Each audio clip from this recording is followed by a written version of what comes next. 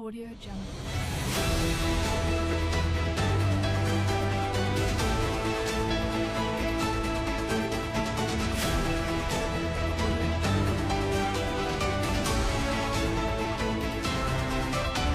Kutch live અસ્મિતા news ચેનલને like comment share subscribers Adesar ગામમાં બસને ધક્કા મારવાની સમસ્યાની જાણ થઈ છે।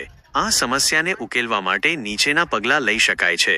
સંબંધિત અધિકારીઓને જાણ કરો। તમે સ્થાનિક બસ ડેપો મેનેજર અથવા ગુજરાત રાજ્ય માર્ગ પરિવહન નિગમ GSRTCના અધિકારીઓને આ સમસ્યા વિશે જાણ કરી શકો છો। તમે લેખિત ફરિયાદ પણ નોંધાવી શકો છો। સ્થાનિક પ્રતિનિધિઓનો સંપર્ક કરો।